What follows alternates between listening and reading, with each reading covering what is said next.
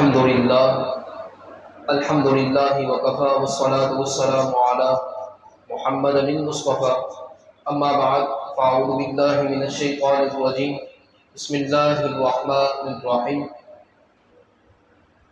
وما هو على الغیب بضنین آمنت باللہ صدق اللہ العظیم وبلغنا رسوله النبی الامین الکریم قال اللہ تبارک وتعالی فی شان حبیبہ ان اللہ وملائکتہ یصلون علی النبی یا ایھا الذین آمنوا صلوا علیہ وسلموا تسلیما اللہم صل علی سیدنا ومولانا محمد معدن الجود والکرم وعلی آلہ وصحبہ وبارک وسلم۔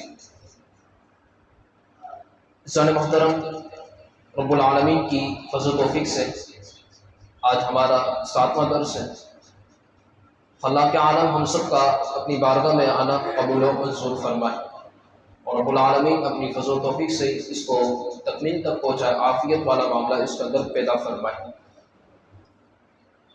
آج جنگ بدر کے بارے میں سننا تھا کہ حضور علیہ السلام کے زمانے اقدس میں کئی جنگیں بھی ہوئیں جسے غزوات کہا جاتا ہے، اور سریہ بھی ہوئے۔ غزوات اسے کہا جاتا ہے جس میں حضور علیہ السلام نے خود شرکت کی ہو، اسے کہا جاتا ہے غزوات، اور جس میں حضور نے خود شرکت نہ کی ہو بلکہ حضور کے صحابہ کرام نے شرکت کی ہو، اسے کہا جاتا ہے سریہ۔ تو اس کے حوالے سے جو سب سے پہلی جنگ ہوئی اسے کہا جاتا ہے جنگ بدر کے نام سے اسے موسوم کیا جاتا ہے۔ اس موضوع کو شروع کرنے سے پہلے ایک سوال کا جواب سیدی اعلیٰ حضرت رحمۃ اللہ تعالیٰ علیہ سے آپ کی جب عمر 6 سال تھی اور 6 سال عمر ہونے کے باوجود آپ نے پہلا بیان کیا، اور وہ جو تقریر تھی پہلی تقریر وہ آپ نے 2 گھنٹے پر کی۔ اچھا، پہلی تقریر 2 گھنٹے میں اس طرح کی کہ اکابر علماء آپ کے ساتھ موجود تھے اسٹیج پر۔ آپ نے کس پر کی؟ کس موضوع پر؟ محفل میلاد پر کی۔ آپ نے خود ہی اعتراض کیا، خود ہی جواب دیا۔ آپ نے فرمایا کہ لوگ ہم سے پوچھتے ہیں کہ تم 12ویں کو جلوس کو نکالتے ہو، 12ویں دن خوشی کو مناتے ہو، یعنی 12 ربیع الاول کو خوشی کو مناتے ہو۔ سیدی اعلیٰ حضرت رحمۃ اللہ تعالیٰ نے ایک نفیس، ایک اچھا جملہ آپ نے ارشاد فرمایا۔ آپ ارشاد فرماتے ہیں کہ جب حضور علیہ السلام تشریف لائے تھے، جب دنیا میں تشریف لے جانے کے بعد حضور علیہ السلام نے سب سے پہلے کام کیا کیا؟ تو جواب دیا کہ حضور علیہ السلام نے سب سے پہلے فرمایا، آپ سجدہ ریز ہوئے اور آپ نے ارشاد فرمایا اللہم رب حب لی امتی، اے اللہ میری امت میرے حوالے کر دے۔ تو سیدی اعلیٰ رحمۃ اللہ تعالیٰ نے ارشاد فرمانے لگے جب حضور کی آمد ہوئی، اور جب حضور کی آمد ہونے کے باوجود حضور نے اپنی امت کو یاد کیا، تو آج ہم پر یہ حق ہے کہ جب وہ دن آئے گا تو ہم حضور کو یاد کریں گے۔ جب وہ دن آئے گا، یعنی 12 ربیع الاول کا جب دن آئے گا تو نمک حلالی بھی تو کوئی چیز ہوتی ہے، نمک حلالی بھی تو کرنی ہے۔ جب دن آئے گا، جب حضور نے ہمیں یاد کیا اپنی آمد کے وقت، تو جب وہ دن آئے گا تو ہم بھی اس کو یاد کریں گے۔ جنگ بدر کا معرکہ اس طرح پیش آیا کہ حضرت سیدنا عبداللہ بن جہش کو حضور علیہ السلام نے ایک امیر لشکر بنا کر ان کے تحت 12 یا 8 آدمی کا قافلہ روانہ کیا، اور ایک خط بھی دے دیا، فرمایا دوران سفر اس کو کھول لینا، اور جو اس میں ہدایت لکھی ہوئی اس پر عمل کرنا۔ اب دوران سفر جب اس کو کھولا گیا تو خط کو کھولا گیا حضور علیہ السلام نے، اس میں لکھا ہوا یہ تھا کہ تم طائف اور مکہ کے درمیان جو مقام نخلا ہے اس کے اندر جا کر اسی جگہ کر رہنا، اور یہاں پر جا کر کفار کی جاسوسی کرنے کہ یہ لوگ کیا حرکتیں کر رہے ہیں۔ یہ حضور علیہ السلام نے بھیجا، یہ بھی ایک سریہ ہے، اس میں حضور نے خود شرکت نہ کی بلکہ صحابہ کرام کو بھیجا۔ تو یہ جب گئے، اور یہ بڑا ہی خطرناک معاملہ تھا کیونکہ دشمن کے اندر یعنی انہی کے گراؤنڈ کے اندر جا کر جاسوسی کرنا ایک بہت بڑی کام ہوتا ہے۔ لیکن جب حضور کا ایک خط پڑا تو فوراً چلے گئے اور جان نثاری کے ساتھ وہاں پہ کھڑے ہو گئے۔ فرماتے کہ جیسے ہی وہاں پر پہنچے تو ایک تجارتی قافلہ کفار قریش کا وہاں پر آیا ہوا تھا۔ تو امیر لشکر جو حضرت سیدنا عبداللہ بن جہش تھے، انہوں نے مشورہ کیا اور کہا کہ اگر ہم ان لوگوں کو ایسے ہی جانے دیں گے تو یہ لوگ کفار قریش جو ہوں گے ہماری خبر وہاں پر دیں گے اور یہ لوگ ہمیں گرفتار کر لیں گے۔ اگر ایسا نہیں کرتے تو یہ دوسرا مشورہ یہ ہے، دوسری رائے یہ ہے میری، امیر لشکر کہتے ہیں کہ ہم ان لوگوں سے جنگ کرتے ہیں۔ تو فرمایا کہ جنگی کر لیتے ہیں ورنہ یہ ہمیں گرفتار یا قتل کر دیں گے۔ حضرت عبداللہ بن جہش رضی اللہ تعالیٰ عنہ نے ایک رائے پائی کہ بھائی ان سے اب جنگ کرنی ہے۔ وہ کفار قریش کا سامان آیا ہوا تھا اور بہت زیادہ ان کے پاس سامان وغیرہ بھی تھا۔ تو حضرت عبداللہ بن واقد تمیمی رضی اللہ تعالیٰ عنہ آپ کھڑے ہوئے اور آپ نے ایک تیر مارا۔ جنگ کس طرح اسٹارٹ کی؟ جنگ تو نہیں کہیں گے اسے، یعنی کہ لڑائی اس طرح اسٹارٹ ہوئی کہ ایک ایسا تیر مارا کہ وہ ایک عمر نامی شخص تھا، کیونکہ اس کے اندر ایک عمر آیا ہوا تھا، نوفل اور حکم اور عثمان وغیرہ یہ شخص آئے ہوئے تھے، 4 شخص آئے ہوئے تھے۔ تو عمر کے ایک ایسا تیر مارا کہ اس کے ایک تیر لگنا تھا صحابہ کرام کا، فرماتے وہ تیر لگا وہیں سے وہ جہنم واصل ہو گیا، اس طرح اس کو قتل کر دیا گیا۔ عمر اور حکم کو، عثمان اور حکم کو گرفتار کر لیا اور نوفل جو تھا یہ بھاگ گیا۔ اب ان کو حضور علیہ السلام کی بارگاہ میں پیش کیا گیا اور ان کا مال بھی حضور کی بارگاہ میں پیش کیا گیا اور جو مال غنیمت بنتا تھا وہ سارا تقسیم ہوا۔ لیکن جب عمر کو قتل کر دیا گیا کیونکہ یہ سردار کا بیٹا تھا، تو جب یہ کفار قریش کو پتہ چلا کہ ہمارے آدمی کو مسلمانوں نے مارا ہے، اب انتقام کی آگ نے جوش مارا اور کہنے لگا کہ اب ان مسلمانوں کو چھوڑنا نہیں ہے، ان سے جنگ کرنے کے لیے تیاری کرنی ہے۔ یہ بات آگے بڑھی۔ اسی طریقے سے ایک طریقے کا واقعہ ملتا ہے کہ حضور علیہ السلام مقام دل عشیرت اور تشریف لے گئے، لیکن حضور علیہ السلام نے اس قافلے کو نہ پایا۔ لیکن مدینہ میں خبر مل گئی کہ اب وہی جو قافلہ جو حضور علیہ السلام گئے تھے ملک شام سے لوٹ کر مکے کی طرف آ رہا ہے۔ تو حضور علیہ السلام نے صحابہ کرام سے مشورہ کیا کہ یہ کرتے ہیں کہ ان لوگوں کی جو تجارت ہے ان پر حملہ کرتے ہیں اور ان کا مال وغیرہ لوٹتے ہیں، کہ شاید کہ ان کا جو مال ہے وہ جو ان کی تجارت جب رک جائے گی تو یہ صلح پر مجبور ہو جائیں گے اور ہم سے جنگ وغیرہ کچھ بھی نہیں کریں گے۔ صحابہ کرام رضی اللہ تعالیٰ عنہ سب تیار ہو گئے کہ جیسا آپ فرمائیں تو ویسا ہی ہوگا۔ حضور علیہ السلام حضور علیہ السلام نے جب لوگوں سے ارشاد فرمائے تو صحابہ کرام بڑی عجلت کے ساتھ جلد تشریف لے گئے۔ اچھا ان کے ہاتھ میں نہ زیادہ ہتھیار تھے نہ جنگ کے ارادے سے نکلے تھے۔ اب جب حضور علیہ السلام آپ تشریف لے گئے تو کفار میں ایک خبر مل گئی کہ جو مدینہ والے یہ نکل چکے اور تمہارا مال لوٹنے کے لیے جمع ہو رہے ہیں۔ جب یہ خبر پھیلی تو ابو سفیان کے ہاتھ میں ساری چیزیں تھیں، تو ابو سفیان نے اپنے ایک غلام دمدم کو بھیجا کہ کفار قریش کے پاس جائیں، یعنی مکہ المکرمہ کے اندر جائیں اور ادھر کی ساری خبریں بتائے کہ یہ مدینہ المنورہ والے آ رہے اور تم پر حملہ کر رہے ہیں۔ تو یہ دمدم جیسے گیا۔ اچھا دمدم اور اس کے علاوہ جو بھی اگر مکہ المکرمہ کسی کو بری خبر دینی تھی تو وہ ایک کام کرتے تھے، رونا پیٹنا کرتے تھے اور اپنے کپڑے پھاڑ دیتے تھے۔ کپڑے پھاڑ دینے کے بعد اس کو اوپر لہرا دیتے تو لوگ دیتے بھائی کوئی بری خبر آئی ہے۔ تو یہ دمدم نے بھی اسی طرح کیا کہ اونٹ کی پیٹھ پر کھڑا ہوا، اپنے کپڑے وغیرہ پھاڑے اور اعلان کرنے لگا کہ محمد رسول اللہ صلی اللہ علیہ وسلم اور ان کے اصحاب جو ہیں وہ تمہارے مال کو روکنے والے، انہوں نے پختہ ارادہ کر لیا کہ یہ تمہارے مال کو چھوڑیں گے نہیں، تمہارا جتنا بھی مال ہے سارا ابو سفیان کے ہاتھ میں۔ اب یہ ساری خبر پھیل گئی۔ ویسے بھی عمر کا ایک انتقام والا جوش تھا کہ ہمارے بندے کو انہوں نے قتل کیا تو ہم چھوڑیں گے نہیں مسلمانوں کو، اور دوسری چیز یہ بھی اچھا ان کی خوراک کا عالم دیکھیں، یہ اتنے موٹے تھے، ابو جہل ہو گیا، عتبہ ہو گیا، شیبہ ہو گیا، امیہ بن خلف ہو گیا، یہ اتنے بھاری طاقتور تھے، ایک ایک دن میں 10 اونٹ ذبح کر کے خود بھی کھاتے تھے، ان کے لوگوں بھی کھلاتے تھے۔ اب پتہ ان کی طاقت کا عالم کیا ہوگا، اتنی لوگوں کی طاقت تھی۔ تو یہ لوگ سارے تیار ہو گئے، 1000 کی تعداد ان کے ساتھ تیار ہو، اور حضور کے ساتھ جو تعداد تھی وہ تقریباً 313 کی تھی۔ 1000 کی تعداد کفار قریش یعنی باطل کی طرف سے، اور حق کی طرف سے کتنی ہوئی؟ 313 کی۔ اب ابو سفیان نے ایک چالاکی کی، وہ یہ کی کہ یہ سمندر کی طرف سے اپنا رخ کر کے وہاں سے ہی چلا گیا ابو سفیان۔ اب ابو سفیان نے اپنا ایک قاصد بھیجا مکہ المکرمہ کی طرف اور کہا کہ تم لوگ واپس جو جنگ کا تم نے ارادہ کیا اس کو ترک کر دیا جائے، اور کیونکہ میں نے مال جو ہے سارا بچا لیا ہے، اب ہم ان کے ہاتھ میں نہیں آنے والے۔ یہ لوگ جب خط جب پہنچا تھا مکہ المکرمہ میں تو یہ لوگ نکل چکے تھے اور یہ پہنچے تھے مقام جحفہ میں۔ اب جیسے مقام جحفہ میں پہنچے اور یہ خط پایا تو 2 قبیلوں نے کہا کہ نہیں، اب جب جنگ کی کوئی ضرورت نہیں ہے تو ہم جنگ کیوں کریں؟ لیکن ابو جہل بدبخت تھا، اس کو پتا کہ میری موت تو ویسے آ کے اس کے اندر واقع ہوگی، اور جس کی لکھی ہوئی ہے تو وانی کل نفس ذائقۃ الموت، ہر جان کو موت کا ذائقہ تو چکھنا ہے۔ اس نے کہا نہیں، ہم جائیں گے نہیں، بلکہ یہاں پر اونٹ ذبح کریں گے، یہاں پر ہم شرابیں پیئیں گے، لوگ کو کھانا کھلائیں گے اور یہ ہم بھی کھائیں گے ان کے ساتھ، کل ادھر ہم ناچ گائیں گے، ساری حرکت ہم یہاں پر کریں گے۔ جو 2 قبیلے تھے وہ واپس لوٹ گئے اور یہ لوگ یہیں پر رہ گئے۔ اب حضور علیہ السلام نے صحابہ کرام رضی اللہ تعالیٰ عنہ سے ارشاد فرمایا کہ ہو سکتا ہے کہ اس کے اندر ہمیں کفار قریش سے بات بھی کرنی پڑے یا کفار قریش سے جنگ کی بھی نوبت پیش آ جائے۔ حضور علیہ الصلوۃ والسلام نے جب انصار صحابہ اور مہاجر صحابہ کو یہ بات بتائی کہ اس میں ہو سکتا ہے کہ ہمیں جنگ کی بھی نوبت پیش آ جائے یا جنگ کی نوبت بھی پیش نہ آئے، تو اب حضور علیہ الصلوۃ والسلام نے صحابہ کرام کو جب یہ بات بتائی تو صحابہ کرام رضی اللہ تعالیٰ عنہ میں سے حضور کے دو یار مہاجرین سیدنا صدیق اکبر رضی اللہ تعالیٰ عنہ کی ذات اور سیدنا فاروق اعظم رضی اللہ تعالیٰ عنہ کی ذات جب یہ سنا اس بات کو، فرماتے ہیں حضور علیہ الصلوۃ والسلام سے عرض کرنے لگے یا رسول اللہ صلی اللہ علیہ وسلم، ہم آپ کے ساتھ اپنی جان و مال کے ساتھ حاضر ہیں اگر سے جنگ کی نوبت پیش آ جائے۔ اب حضور علیہ الصلوۃ والسلام انصار کے چہرے کو دیکھ رہے تھے، جو انصار صحابہ تھے، کہ یہ لوگ جنگ کے لیے تیار ہیں یا نہیں ہیں۔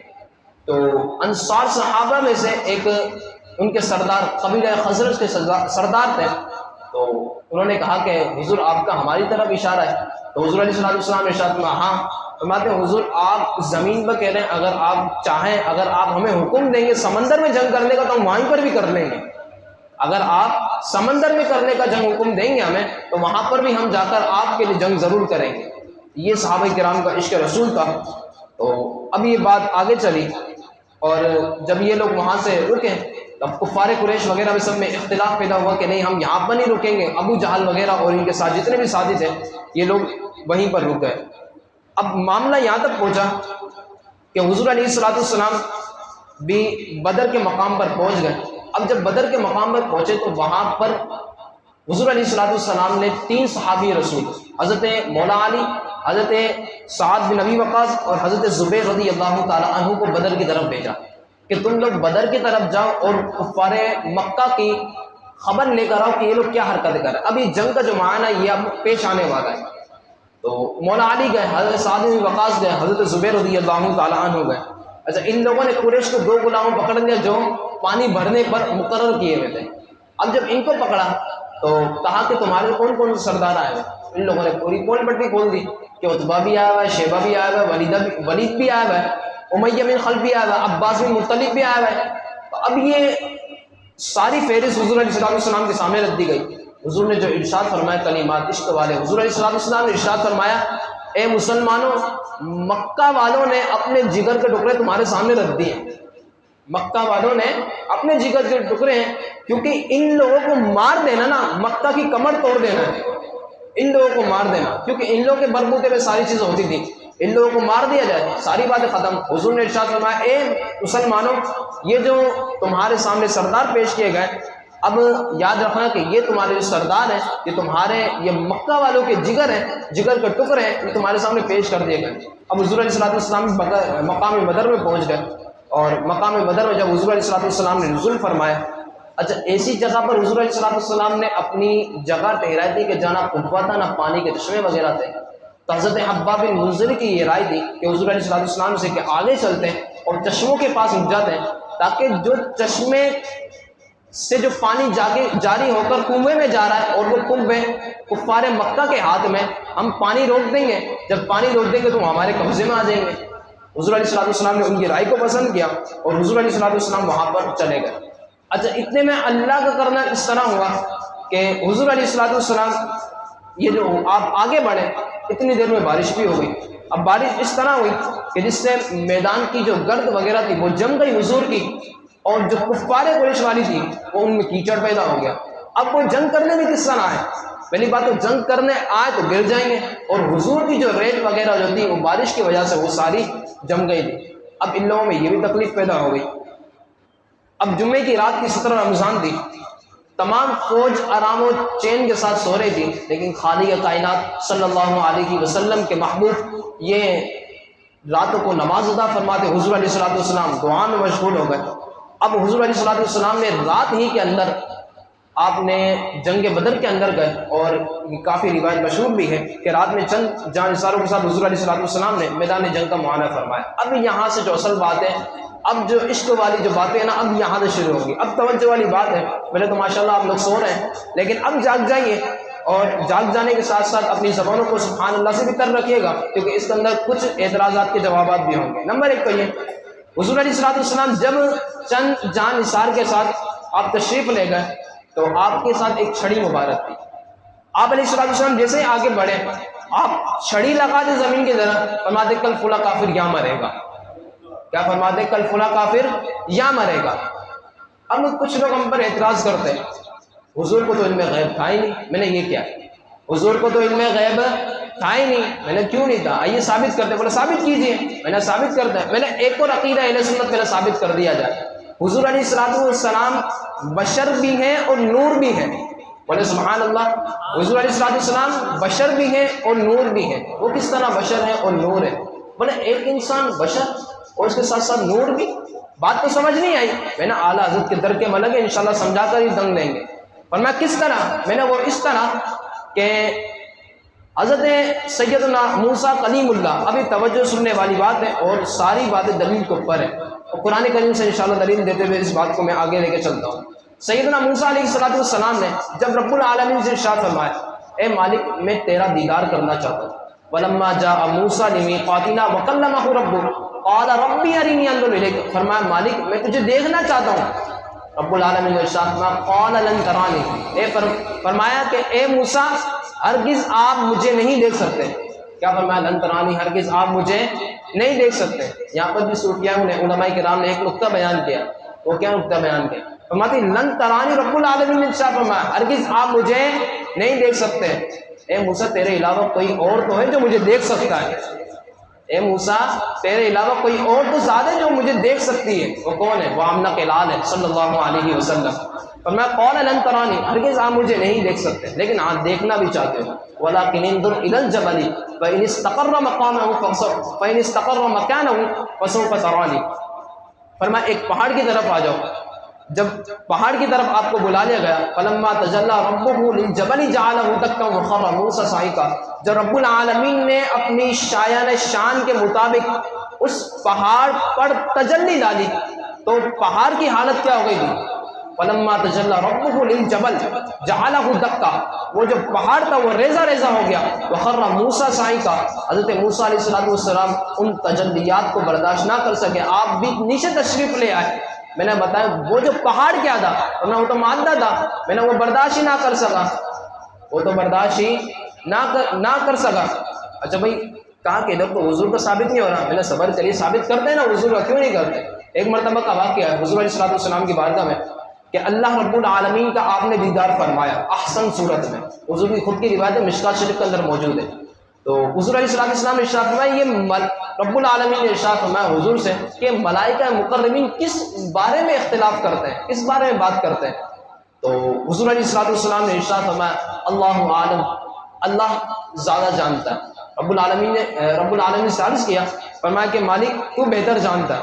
تو حضور علیہ السلام نے ارشاد فرمایا جب میں نے یہ بات کی تو اللہ رب العالمین نے، اب ادھر حضور کا نور ہونا بھی اور بشر ہونا بھی ثابت ہے. وہ کس طرح؟ فرماتے جب میں نے یہ بات کی کہ اللہ بہتر جانتا ہے تو اللہ رب العالمین نے، خلاق عالم نے میری دونوں شانوں کے درمیان یعنی دونوں کندھوں کے درمیان اپنا دست قدرت عطا جیسی اس کی شان کے مطابق ہے. فرماتے فعلمت ما بین السماء والارض، زمین و آسمان کے درمیان جتنی بھی چیزیں سب چیزوں کا علم مجھے عطا فرما دیا گیا. اچھا ادھر مزے کی بات یہ دیکھیے، اللہ رب العالمین نے اپنی تجلی پہاڑ پر نازل فرمائی تو وہ ریزہ ریزہ ہو گیا. لیکن جب رب العالمین نے اپنی تجلی، اپنی صورت حضور کو دکھائی تو حضور نہ تو ریزہ ریزہ ہوئے نہ بے ہوش ہوئے. پتہ چلا کہ حضور نور ہے. جب نور نے نور کو دیکھا نہ تو وہ بے ہوش ہوا نہ وہ ریزہ ریزہ ہوا، بلکہ ایک پھل نکلا. وہ کیا؟ فعلمت ما بین السماء والارض، زمین اور آسمان کے درمیان جتنی چیزیں تھیں فرماتے وہ سب کا علم مجھے عطا فرما دیا گیا. بلکہ ایک اور اس بارے میں دلیل لے لیجئے. جب حضور علیہ السلام نے معراج کی رات کو حضور علیہ السلام رب العالمین کا دیدار کیا تو ادھر کائنات کا نظام ہی بدل دیا گیا. وہ کیسے؟ وہ اس طرح کہ میں اگر کدھر جاؤں سفر کرنے تو وہاں پر اچھی اگر چیزیں دیکھوں تو میں آپ کو بتاؤں گا یار وہاں پر اس فلاں شہر میں اتنی چیزیں بیان کی جاتی ہیں اور وہاں پر ہیں بھی ایسی چیزیں. لیکن یہ اسے کہتے ہیں ناظر نے اپنا منظر بیان کیا، یعنی دیکھنے والے نے اپنا منظر بیان کیا. لیکن کائنات عالم نے اس وقت اپنا نظام ہی تبدیل فرما دیا جب رب العالمین کا دیدار کیا. حضور علیہ السلام نے تو رب العالمین نے قرآن مجید برہان رشید میں ارشاد فرمایا ما زاغ البصر وما طغى، بیان تو رب العالم حضور کو کرنا چاہیے تھا، لیکن رب العالمین نے ارشاد فرمایا یہ کیسی آنکھیں نہ حد سے بڑھتی ہے نہ کسی طرف پھرتی ہے۔ یہ حضور علیہ السلام کی شان تھی۔ تو حضور علیہ السلام کو علم غیب بھی ہے۔ وہ کس طرح؟ آپ علیہ السلام جب بدر کے مقام پر پہنچے تو آپ علیہ السلام نے اپنی چھڑی سے ارشاد فرمایا، اپنی چھڑی مارتے اور فرماتے کہ یہ فلاں کافر کے مرنے کی جگہ ہے، یہ فلاں کافر کے مرنے کی جگہ ہے۔ اللہ اکبر، اتنا معاملہ یہاں پر پہنچ چکا تھا۔ اب حضور علیہ السلام نے جب یہ چیزیں بتا دی کہ یہ یہاں پر مریں گے اور ان کی لاشوں کو یہاں مارا جائے گا، اب حضور علیہ السلام نے اب وہ وقت آ چکا ہے کہ میدان بدر میں حق و باطل کے درمیان دونوں صفیں ایک سامنے کھڑی ہوئی ہیں، تو قرآن نے اعلان فرما دیا۔ کیا اعلان فرمایا؟ قد کان لکم آیۃ فی فئتین التقطا فئۃ تقاتل فی سبیل اللہ واخری کافرہ، ایک گروہ جو ہے وہ اللہ کی راہ میں لڑتا ہے اور دوسرا گروہ جو ہے وہ خدا منکر ہے، یعنی منکر خدا ہے۔ ایک تو اللہ کی راہ میں لڑنے والا ہے اور دوسرا جو ہے وہ منکر خدا ہے، وہ اس طرح لڑتا ہے۔ اب حضور علیہ السلام نے جب حضور علیہ السلام نے صفیں سیدھی فرما دی، صفوں کا بھی ذکر ہے لیکن مختصر کرتے ہوئے کیونکہ ٹائم ہمارے پاس ہے نہیں، صفیں بھی سیدھی فرمائی اور صفوں کے اندر بھی کافی عشق رسول والی بات ہے، لیکن آگے چلتے ہیں۔ جب حضور علیہ السلام نے صفیں سیدھی فرما دی، آپ علیہ السلام خود خیمے تشریف لے گئے اور خیمے میں تشریف لے جانے کے بعد بارگاہ الہی میں دعا کرتے ہیں۔ اچھا، خیمے کے تشریف لے جانے پر بھی حضور کی حفاظت کرنی ہے، کیونکہ وہ جو کفار قریش جو دشمن ہے وہ صحابہ کے دشمن تھوڑی ہیں، وہ حضور کے دشمن ہے کہ معاذ اللہ ان کو قتل کر دیا جائے۔ لیکن حضور کی حفاظت کرنے والے جو تھے وہ حضرت سیدنا صدیق اکبر رضی اللہ تعالیٰ عنہ کی ذات کی جو سامنے کھڑی ہوئی تھی، بولا آئے کوئی ایک کسی کی ہمت کہ آئے اس جھوپڑی پر، اس خیمے پر حملہ کرے۔ صدیق اکبر رضی اللہ تعالیٰ عنہ اور کافی انصار جو تھے حضور کے پیرہ دار میں کھڑے ہوئے تھے۔ اب معاملہ یہاں تک پہنچا کہ حضور علیہ السلام نے اندر دعا فرمایا، مالک جو تو نے مجھ سے وعدہ کیا تھا اس وعدے کو آج پورا فرمانا۔ اب جب حضور علیہ السلام نے یہ بات مکمل کی اور دعا فرمائی، اب جنگ کا جو میدان ہے وہ شروع ہوا۔ وہ اس طرح شروع ہوا کہ حضور علیہ السلام جنگ کی ابتدا اس طرح ہوئی کہ سب سے پہلے عمر جس کو قتل کیا گیا تھا اس کا انتقام لینے کے لیے عامر آگے بڑھا، اسی کا بھائی حضرت سیدنا فاروق اعظم رضی اللہ تعالیٰ عنہ کے غلام تھے حضرت مہاج، ان کو بھیجا گیا، لیکن یہ لڑتے لڑتے یہ بھی شہید ہو گئے اور ایک اور صحابی کو بھیجا گیا، وہ بھی شہید ہو گئے۔ اب حضرت عمر رضی اللہ تعالیٰ عنہ کے بارے میں آتا ہے کہ یہ حضور علیہ السلام نے لوگوں کو واعظ دے رہے تھے، فرمایا اے مسلمانوں جنت کی طرف جلدی بڑھو کیونکہ اس کی جو چوڑائی ہے وہ زمین اور آسمان کے برابر ہے۔ تو جب حضرت عمر نے یہ بات سنی فرماتے حضور کہ یہ زمین اور آسمان کے برابر ہے؟ فرمایا ہاں واقعی۔ فرمایا واہ۔ حضور علیہ السلام نے ارشاد فرمایا اے عمر تم نے واہ کس کے لیے کہا؟ عرض کیا رسول اللہ صلی اللہ علیہ وسلم صرف اس امید پر کہ میں جنت میں داخل ہو جاؤں۔ فرمایا یہ جملہ کہنا تھا حضور علیہ السلام نے ارشاد فرمایا اے عمر تجھ پر جنت واجب ہو چکی ہے۔ حضور نے ارشاد فرمایا اے عمر تجھ پر جنت واجب ہو چکی ہے۔ فرماتے حضور کا یہ کلام سننا تھا، اس وقت کھجوریں کھا رہے تھے، فرماتے اس کو چھوڑا اور دھن من سے آگے بڑھے، آگے بڑھنے کے بعد لڑے کفار سے اور انہوں نے بھی جام شہادت نوش پا لیا۔ یہ عشق رسول تھا کہ کس طرح آگے بڑھتے تھے صحابہ کرام رضی اللہ تعالیٰ عنہ۔ اب کفار کا سپہ سالار عتبہ بن نبی آیا، یہ تین آئے تھے، عتبہ، شیبہ، ولید۔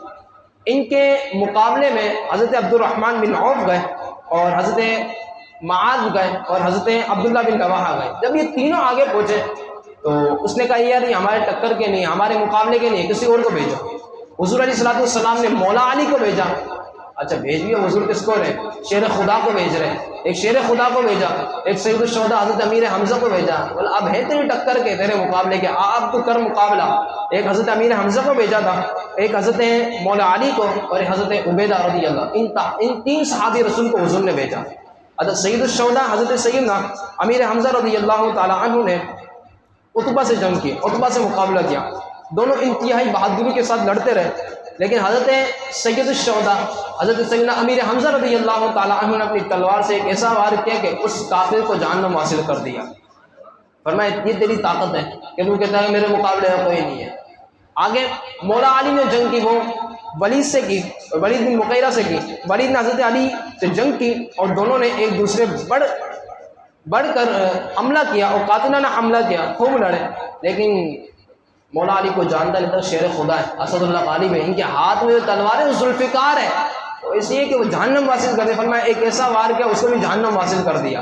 اچھا جو شیبہ تھا، حضرت جو اب عبیدہ کو بھیجا تھا، یہ تھوڑا ان کو پر زخم دیا اور یہ بیٹھ گئے، تو مولا علی نے جب دیکھا کہ ان کو یہ بیٹھ چکے ہیں تو یہ مولا علی آگے بڑھے اور اس کافر کو بھی جہنم واصل کر دیا۔ تو یہ مولا علی کی شان تھی کہ کس طرح کافروں کو جہنم واصل کیا کرتے تھے۔ آگے چلتے ہیں، اب معاملہ یہاں تک پہنچا کہ حضرت عبد الرحمن بن عوف کا بیان ہے کہ میرے سیدھی جانب اور بائیں جانب، اب یہ عشق رسول کا واقعہ ہے اور بچے بھی اس کو سنیں کہ کس طرح صحابہ کرام کا عشق رسول تھا۔ یہ ایک واقعہ دو چھوٹے بچوں کا جن کا نام حضرت معاذ اور حضرت معوذ تھا، تو یہ حضرت عبد الرحمن بن عوف کے برابر میں کھڑے ہیں، فرماتے ہیں چچا جان یہ ابو جہل کہاں ملے گا؟ فرماتے ابو جہل کہاں ملے گا؟ تو فرمایا تمہارا کیا کام ہے؟ فرمایا تمہارا کیا کام ہے؟ فرماتے ہیں کہ چچا جان میں نے خدا سے یہ عہد کیا ہے کہ میں ابو جہل کو دیکھوں گا یا تو مر جاؤں گا یا مار ڈالوں گا۔ اللہ اکبر، دو چھوٹے بچے حضرت معاذ حضرت معوذ، دو نام ہیں ان کے، اور ایک کسان کے بیٹے تھے حضرت معاذ اور حضرت معوذ، لیکن جب نسبت ہو جائے تو اس کو نہیں دیکھا جاتا کس کے بیٹے ہیں، یہ ہے صحابی رسول حضرت معاذ اور حضرت معوذ۔ جب یہ چلے گئے تو پوچھتے چچا جان ابو جہل کہاں ملے گا؟ فرمایا تمہارا کیا کام ہے؟ فرمایا یہ اس وجہ سے پوچھ رہے ہیں کہ یہ جو ابو جہل ہے ہم نے خدا سے وعدہ کیا جب تک یا تو ہم مار ڈالیں گے یا مر جائیں گے، بس یہ دو وعدے کیے ہیں ہم نے۔ فرماتے ہیں وہ ابو جہل اپنی تلوار کو لہراتا ہوا میدان جنگ میں آیا، سامنے میدان جنگ میں سامنے جیسے آیا تو حضرت عبد الرحمن بن عوف نے کہا کہ یہ دیکھو یہ رہے۔ فرماتے ہیں میرا یہ کہنا تھا، مجھ سے پہلے وہ چپٹ گئے دونوں بچے جا کر ابو جہل پر۔ فرماتے اپنی تلوار لہراتے ہوئے اس ابو جہل کے کسی کو کلام کرنے کی ضرورت نہیں ہوتی تھی کہ اس کا قد اتنا بڑا تھا کوئی کلام کر سکے، لیکن صحابہ رسول تھے، عشق رسول تھا، آگے بڑھے اور تلوار لہراتے ہوئے اس کے اوپر حملے کے اس کو زمین پر نیچے گرا دیا۔ اتنی طاقت تھی، دو چھوٹے بچے حضرت معاذ اور حضرت معوذ، جسمانی طاقت نہ تھی، عشق رسول کی طاقت تھی کہ اتنا میں نیچے گرا دیا، ابو جہل کو نیچے گرا دیا۔ اب جب حضرت معاذ حضرت معوذ جب یہ قتل کرنے لگے تو ابو جہل کا بیٹا اکرمہ آیا اور حضرت معاذ کے ہاتھ پر حملہ کیا، بائیں ہاتھ پر۔ اب بائیں ہاتھ پر جیسے ہی حملہ کیا تو بائیں ہاتھ حضرت معاذ جو کہ بھی چھوٹی عمر کے، ان کا ہاتھ جو الگ ہو گیا، لیکن کچھ ابھی تسمہ جو ہوتا یعنی جو ہاتھ تھا وہ بھی کچھ جڑا ہوا تھا۔ فرماتے ہیں مار رہے لیکن یہ کافی تکلیف دے رہا ہے، یہ جنگ کرنے میں کافی نوبت آ رہا ہے، ہو سکتا تھا کہ بھائی جنگ سے پیچھے ہٹ جائیں، جب یہ چھوٹے بچے ہیں اور ہٹ بھی سکتے ہیں پیچھے چلے جائیں، لیکن نہیں، عشق رسول تھا۔ فرماتے ہیں جب تک اس کو قتل نہیں کر دیں گے چین سے نہیں بیٹھیں گے۔ اپنا ہاتھ جو ہے اپنے پاؤں کے نیچے دبایا، اس کو اکھیڑا اور پھینک دیا، اور میں اسی کو پرواہ نہیں ہے، سب سے پہلے اس کو قتل کرنا ہے۔ فرماتے دونوں بھائی اس کے اوپر جھپٹے اور اس کو جہنم واصل کر دیا۔ اور جب بعد میں حضور علیہ السلام کی بارگاہ میں حاضر ہوتے ہیں اور اپنا ہاتھ لے کر حضور کی بارگاہ میں آتے ہیں، فرماتے ہیں حضور یہ جو ہاتھ ہے یہ الگ ہو گیا۔ اچھا یہ چھوٹے بچوں کو ہی معلوم، بڑوں کو تو معلوم تھا کہ شفا تو حضور کے در سے ملتی ہے، لیکن چھوٹوں کو بھی معلوم ہے کہ شفا ملنی ہے تو حضور کے در سے ملنی ہے۔ آج اتنے بڑے گھیدے ہو گئے لیکن ان کو معلوم نہیں کہ شفا ملتی کہاں سے۔ ان دو بچوں کو ہی معلوم ہے کہ شفا ملنی تو حضور کے در سے ملنی ہے، حضور کی بارگاہ میں آتے ہیں۔ فرماتے ہیں حضور یہ ہاتھ الگ ہو گیا، حضور علیہ السلام نے اپنے لعاب دہن سے اس ہاتھ کو لگایا، اللہ رب العالمین نے اس میں جو پہلے والی طاقت تھی اس سے زیادہ طاقت عطا فرما دی۔ یہ حضور علیہ السلام کا ایک معجزہ تھا۔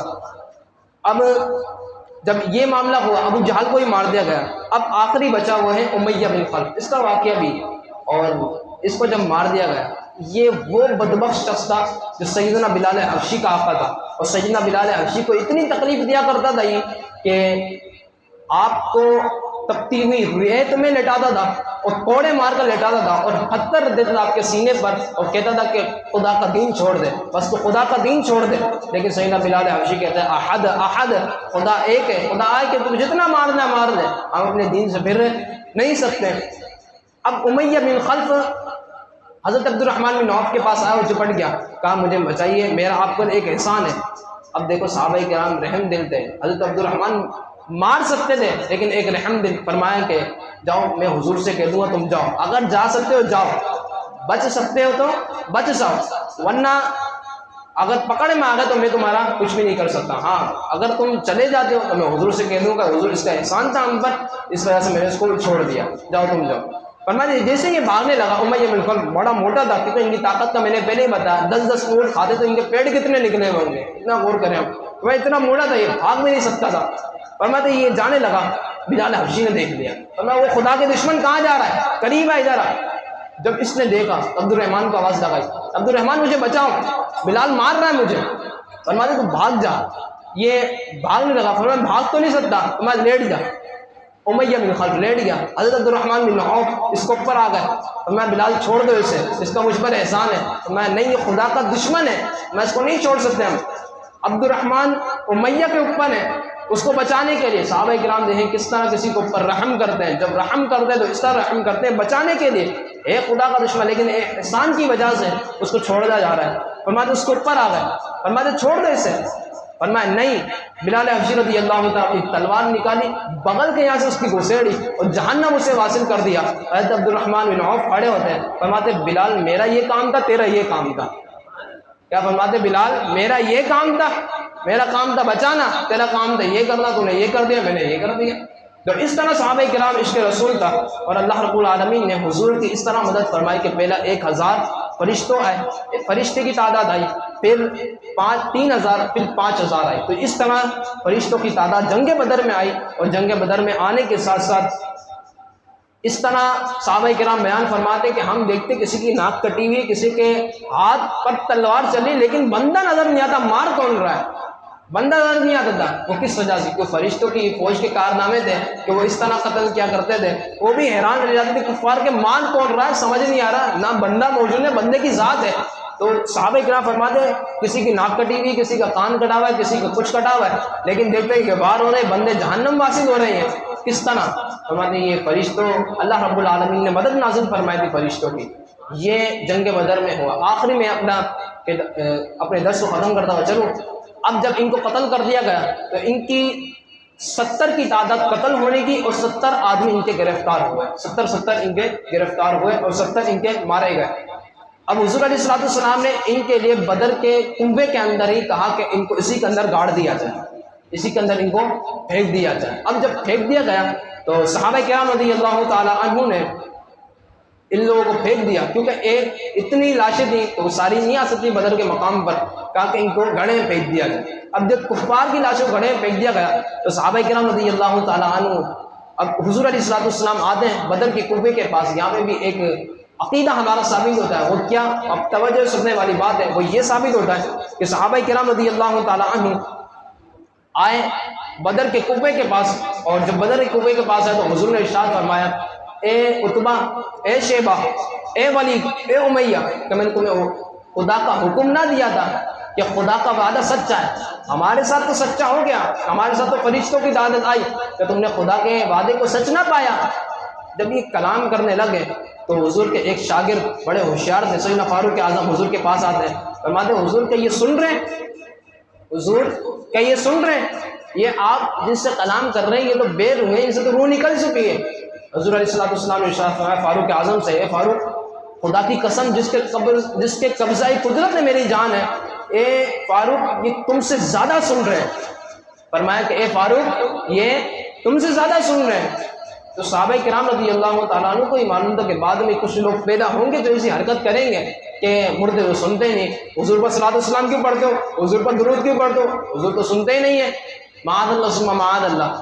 میں نے کہا جب حضور علیہ الصلوۃ والسلام نے بدر کے کنبے پر ارشاد فرمایا، کافروں سے حضور نے کلام کیا اور فرمایا کہ جو حضرت عمر فاروق اعظم سے فرمایا کہ اے عمر یہ تم سے زیادہ سنتے ہیں۔ اب ادھر عشق والا جواب سنیے گا، فرمایا کہ جب ایک کافر سن سکتا ہے تو ایک مومن نہیں سن سکتا، جب ایک مومن سن سکتا ہے تو اللہ کا ولی نہیں سن سکتا، جب ایک اللہ کا ولی سن سکتا ہے تو ایک صحابہ نہیں سن سکتے، جب صحابہ کرام سن سکتے ہیں تو زہرا کے بابا نہیں سن سکتے، جب صحابہ کرام سن سکتے ہیں تو جن کے صدقے ساری چیزیں ملی ہیں گنبد خضرا کے مکین صلی اللہ علیہ وسلم بھی سن سکتے ہیں۔ تو یہ کچھ لوگ ہوتے ہیں کہ جو اپنی حرکتیں یہاں پر کرتے ہیں۔ آخر میں ایک کافر کا بچا تھا، وہ تھا ابو جہل، ابو لہب۔